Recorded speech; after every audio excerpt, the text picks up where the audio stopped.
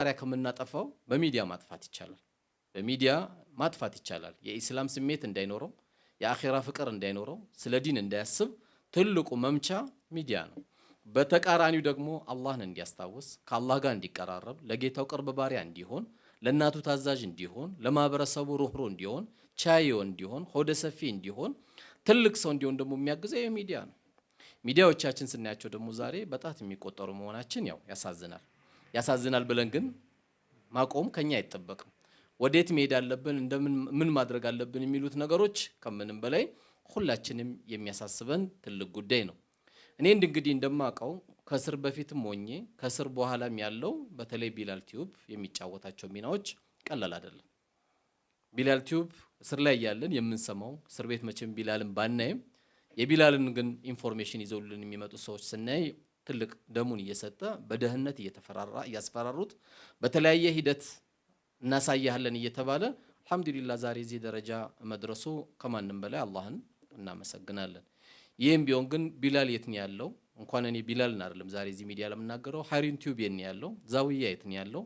አሚልተን የት ነው ያለው? እያንዳንዱን ልናይ ይገባናል።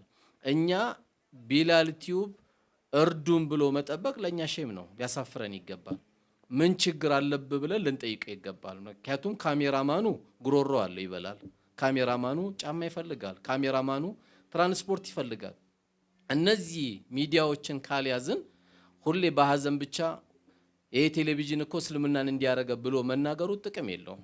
እነሱም ለእምነታቸው የሚሰሩት እንደሚሰሩ ሁሉ እኛም ለእምነታችን መስራት የሚገባን ነገሮችን ሁላችንም ግዴታ አለብን።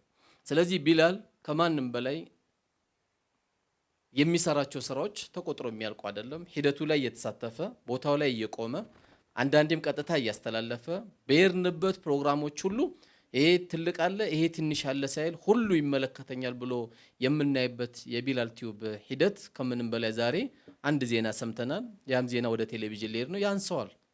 ያንሰዋል። ምክንያቱም እኛ ቁጥራችን እናውቀዋለን። ይህን ነገር ደግሞ ከፍ ማድረግ የምንችለው ሁሌ ቢላል በሰደቃ ሊኖር አይገባም። ጆሮ ያላችሁ ቀልብ ያላችሁ አላህ ገንዘብ የሰጣችሁ በደንብ አዳምጡ እስቲ።